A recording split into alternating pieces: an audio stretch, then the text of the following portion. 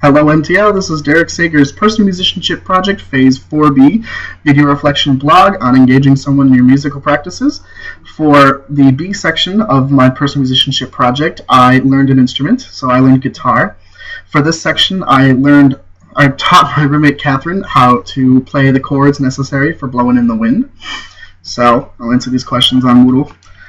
Challenges I'm finding, the biggest one I had was just getting the chords memorized for her in her hand. You know, it was the same issue that I had when I was learning how to play this song, where it was just, it was just 4 chords, but it was just a matter of transitioning between all of them. That was my biggest issue, and I found that it was her biggest issue as well. Now, granted, I had, a little more time to get used to where the chords were and to learn them, and I was also, teaching myself.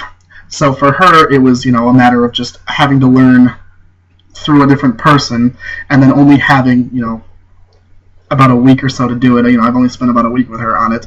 Although after this week I spent, I think she got it down. She definitely knows where they are. So really, it's just a matter of individual practice, transitioning between all the chords. Like I showed in one of my earlier videos about moving one finger at a time to get to all those different chords.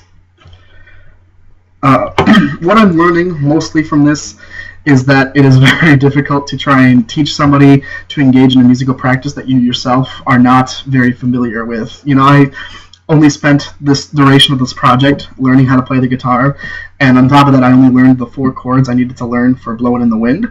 So trying to teach somebody else how to do these chords when you're not necessarily sure how to do it yourself, it's like something that was very new to you, and sometimes when you're teaching it shows. You're a little nervous, you're a little skeptic, there are ways that you phrase something that aren't necessarily transferring over the way that you want them to. It was tough to just be like, it's just, just do this, and it's tough to just say do this to somebody because they might not completely understand. So there was a lot of, me standing behind her, guiding her fingers and stuff like that, or there was a lot of just slow, steady, even practice that I did with her. And how I'm learning it, much like with my Phase A portion of this one, it was just as I was going. I handed her the guitar, and once I got her holding it comfortable enough for her, I know it's tough getting used to this position with your wrist, but once I got her holding it, it was just a matter of learning as I went. Oh, it's not enough just to say the G chord, I have to remind her a couple times that it looks like this, or that a C chord looks like this, or not to play these 2 strings when you're playing a D chord. It was really just a matter of teaching as I was going. And I think for a lot of people, if they're trying to teach somebody how to play the guitar, it's a lot of teaching as you're going. And I know for me, when I was trying to learn it myself, it was a lot of teaching myself as I was going. Sitting there thinking about why isn't this working, or why isn't this going as smooth as I want it to, and really having to sit there and think about how can I explain this to not only myself when I was learning it, but to my roommate while she was learning it.